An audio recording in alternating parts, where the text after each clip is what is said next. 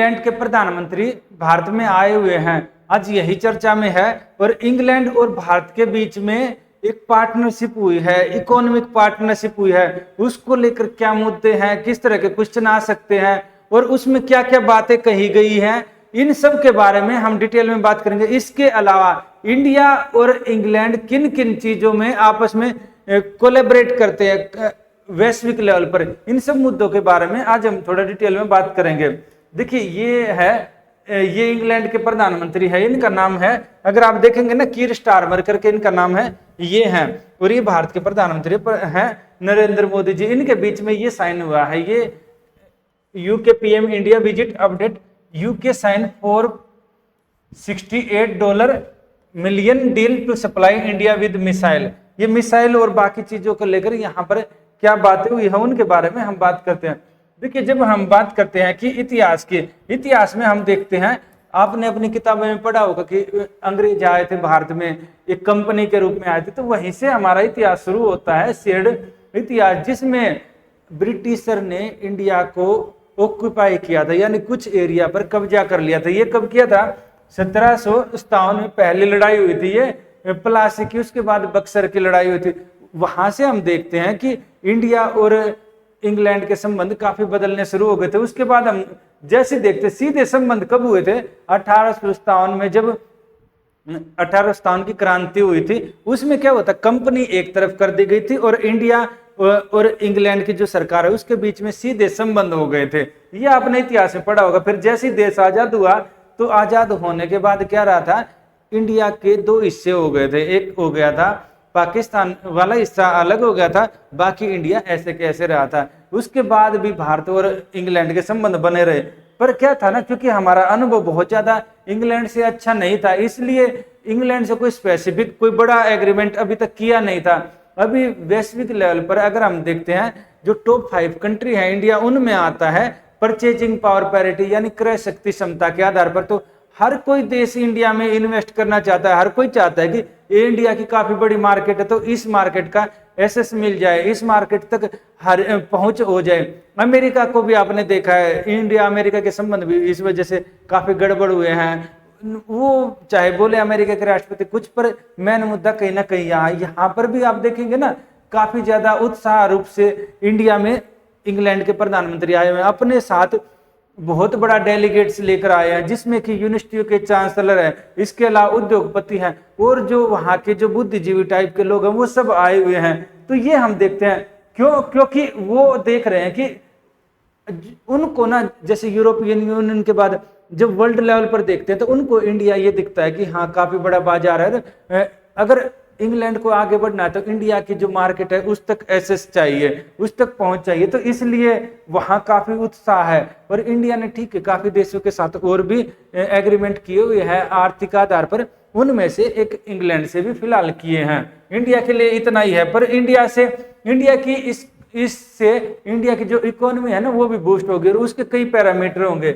जैसे अगर हम देखें ना, 6 मई 2025 को यहाँ 3 साल के नेगोशिएशन वार्तालाप हुई। नहीं, हम इस चीज में छूट दे सकते, इसमें नहीं, क्योंकि इंडिया वाले भी तो सोचते हैं ना कि भाई अगर ब्रिटेन के साथ अगर इस तरह का एग्रीमेंट किया तो कहीं पुराने वाली सिचुएशन जैसे ईस्ट इंडिया कंपनी के टाइम किया वो तो नहीं लौट आएगी। यानी इंडिया का रहता है कि भाई हमें क्या बेनिफिट होगा आपके साथ व्यापार करने में। तो यहाँ इंडिया और इंग्लैंड वाले चाहते हैं कि हमें ज्यादा फायदा हो, इंडिया वाले चाहते हैं हमें। लास्ट में क्या होता है, एक बैलेंस बनता है। तो बैलेंस बनने के बाद ना 3 साल की जो वार्ता हुई थी, इसके बाद 6 मई 2025 को, यानी इस साल के 6 मई को एक एग्रीमेंट किया गया जिसको बोलते हैं फ्री ट्रेड एग्रीमेंट। उसके बाद क्या हुआ, जुलाई में फिर हुआ 24 जुलाई को, इसको बोलते हैं comprehensive economic and trade agreement, ये किया गया। इसी को अभी अक्टूबर में है ना, लगभग इसी को यूके के जो प्राइम मिनिस्टर है कीर स्टारमर, पीटी में क्वेश्चन पूछा जा सकता है किसी एग्जाम में, और भारत की तरफ से प्रधानमंत्री मोदी हैं, इन दोनों ने इसको आगे बढ़ाया है। तो ये है फिलहाल का ये घटनाक्रम यही हुआ है। इसमें अगर हम देखेंगे ना तो इंडिया को क्या फायदा है, 0 ड्यूटी एसेस।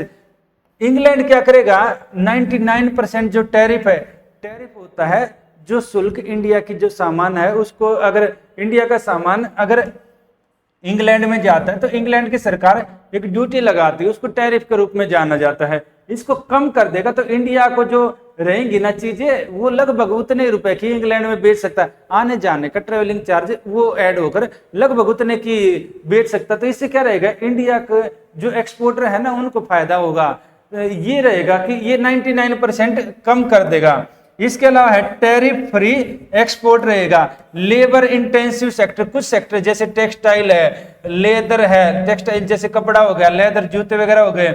इसके अलावा मैरीन प्रोडक्ट है, फुटवेयर है, जेम्स एंड ज्वेलरी है, इनका ड्यूटी फ्री एसेस रहेगा इनके मार्केट में, यानी इन पर कोई ड्यूटी नहीं लगेगी। देखिए याद रखना ये वाली जो चीजें हैं ना, फिलहाल इंडिया क्या कर रहा है, अमेरिका को बेच रहा था। अमेरिका ने जो टैरिफ खेलना शुरू कर दिया ना, उससे काफी ज्यादा इंडिया को यहाँ पर थोड़ा चैलेंज हुआ है। तो अब इंडिया ने नई मार्केट खोल देखना शुरू कर दिया, तो उसमें इन एरिया को फायदा मिलेगा। अमेरिका के टैरिफ को काउंटर करने में एक कहीं ना कहीं थोड़ी बहुत राहत मिलेगी, ये है।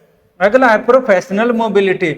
यहाँ पर क्या रहता है, वीजा रूल है, यहाँ रहेंगे सिंप्लीफाई किए जाएंगे ताकि इंडिया के जो प्रोफेशनल है, जिसमें आईटी है, फाइनेंशियल है और एजुकेशन सेक्टर के हैं, इन के लिए वीजा नियमों में ढील दी जाएगी। अमेरिका ने H1B वीजा को लेकर भी इशू क्रिएट किया है, तो यहाँ क्या होगा, यहाँ ढील दी जाएगी। यानी इंग्लैंड बोल रहा है आ जाओ, अगर वहां से आप जा रहे हो तो यहाँ पर आकर आप अपने काम शुरू कर सकते हैं, और हमारे यहाँ पर मोस्ट वेलकम है इंडियन और इंडिया के प्रोफेशनल। इसके अलावा है डबल कंट्रीब्यूशन है, कन्वेंशन है। इसमें क्या रहेगा, एग्जेम्प्ट करेगा India professional and their employer from paying UK social security contribution. ये क्या है ना, इंडिया के जो प्रोफेशनल है और इंडिया की कंपनियां जो सोशल सिक्योरिटी के लिए जो पेमेंट करते हैं, उससे क्या किया जाएगा, 3 साल के लिए उनको एग्जेम्प्ट कर दिया। ठीक है, आपको छूट है सोशल सिक्योरिटी के लिए। सोशल सिक्योरिटी में इस तरह की स्कीम आती है, जैसे पेंशन स्कीम है, ये इस तरह की सरकार ना जो एक अलग से फंड बनाती है उसको बोलती है सोशल सिक्योरिटी, और उन्हीं से उन स्कीमों में दिया जाता है पैसा। तो 3 साल के लिए छूट दे दी गई ताकि इंडिया की कंपनियां ज्यादा से ज्यादा जाकर वहां पर इंग्लैंड में काम करें, और इंडिया के ज्यादा से ज्यादा जो प्रोफेशनल है यानी कि जो विशेषज्ञ वो जाकर वहां पर काम करें। इंग्लैंड को क्या फायदा मिलेगा, आखिर इंग्लैंड का क्या रहेगा, इंग्लैंड के लिए रिड्यूस टैरिफ ऑन गुड्स के लिए टैरिफ हट जाएंगे, 90% कम हो जाएंगे ये टैरिफ इंग्लैंड के लिए। तो जो ये कम हो जाएंगे ना, तो इससे क्या रहेगा, इंडिया के बहुत बड़े बाजार की पहुंच मिल जाएगी। उसका बाजार इंग्लैंड का छोटा है, इंडिया का बाजार बहुत बड़ा है।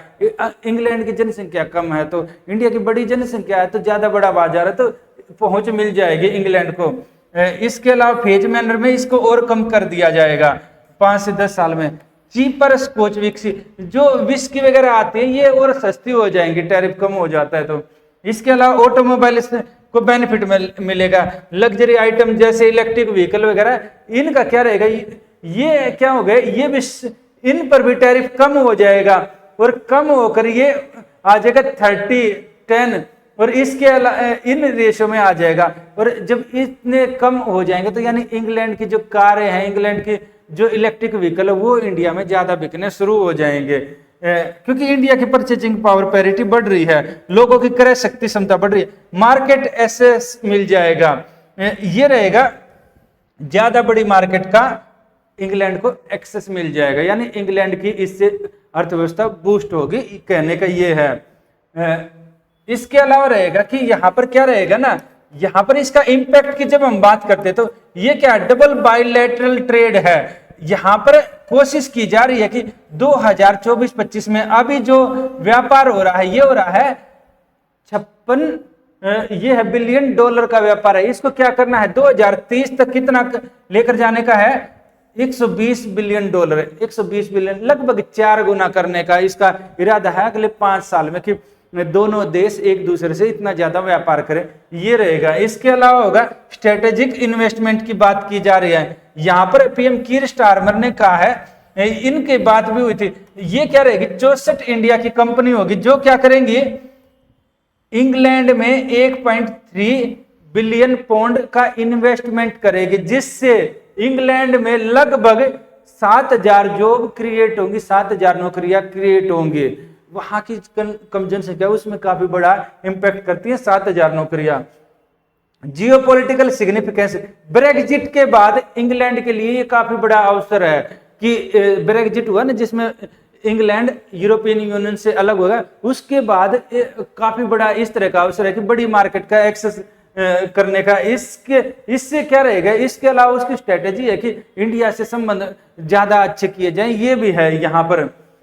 और इंडिया भी क्या कर रहा है, इंडिया भी अपने एक्सपोर्ट को डाइवर्सिफाई कर रहा है, ये है। इसको लगभग विन विन टाइप की सिचुएशन बोल रहे हैं। इम्प्लीमेंटेशन एंड फ्यूचर आउटलुक, ये क्या करेगा, इसके लिए CETA जो हमने बड़ा कॉम्प्रिहेंसिव इकोनॉमिक ट्रेड एग्रीमेंट, इसके लिए इंग्लैंड को क्या करना होगा, इंग्लैंड को अपनी जो पार्लियामेंट है उसके थ्रू कानून बनाना होगा, ये रहेगा। इसके अलावा यहाँ पर ये चेक किया जाएगा कि इसकी यानी प्रैक्टिकल ग्राउंड लेवल पर इसको किस तरह से अप्लाई किया जाएगा, वहां पर जो हर्डल आएंगे उसको दूर करने के लिए यहाँ पर क्या किया गया है, एक जो चैलेंज आएंगे उसके लिए जो अलग अलग जो कंपनियां हैं, उनके जो बिजनेसमैन है, CEO है, उनको बोला गया कि आप हमें फीडबैक देना ताकि इस तरह के हर्डल आए तो वो कम से कम किए जा सके और इसको जल्दी से जल्दी और उतना ही बेहतर तरीके से इंप्लीमेंट किया जा सके, ये है। इसके अलावा कुछ और भी एरिया है जहां पर देखिए, ये तो था एक इकोनॉमिक रिलेशन, जहां पर अभी जो सिग्नेचर, कई ऐसे एरिया और हैं जहां पर इंडिया और इंग्लैंड के संबंध काफी अलग तरह हैं और दोनों साथ में मिलकर आगे बढ़ रहे हैं। जैसे अगर हम देखते हैं वैश्विक जो मुद्दे हैं, जिसमें G20 है, कॉमनवेल्थ खेल भी हुए थे दिल्ली में, इसके अलावा वर्ल्ड ट्रेड ऑर्गेनाइजेशन है, इनमें भी लगभग, और जो अंतरराष्ट्रीय जो सिक्योरिटी के मुद्दे हैं वहां भी इंडिया और इंग्लैंड की सोच काफी मुद्दों पर अलाइन करती है, वहां भी दोनों साथ मिलकर आगे बढ़ते हैं। और दोनों क्या करते हैं, दोनों इंडो पैसिफिक की बात करते हैं, जो एशिया प्रशांत की बात कर रहे हैं ना, जहां पर जैसे चीन के पूर्व का जो समुद्र है और भारत के नीचे का समुद्र है, उसको बोलते हैं इंडो पैसिफिक, वहां पर भी दोनों की सोच अलाइन होती है। दोनों क्या करते हैं, दोनों यही मानते हैं कि जो भी विवाद है उनका शांतिपूर्वक तरीके से समाधान होना चाहिए और कूटनीति से होना चाहिए, ये बात करते हैं। जैसे डिफेंस में क्या है, डिफेंस में ना अभी जो हमने पहले जो स्लाइड दिखाई थी उसमें क्या है, इंडिया और इंग्लैंड ने एक मिसाइल डील भी की है, ये है।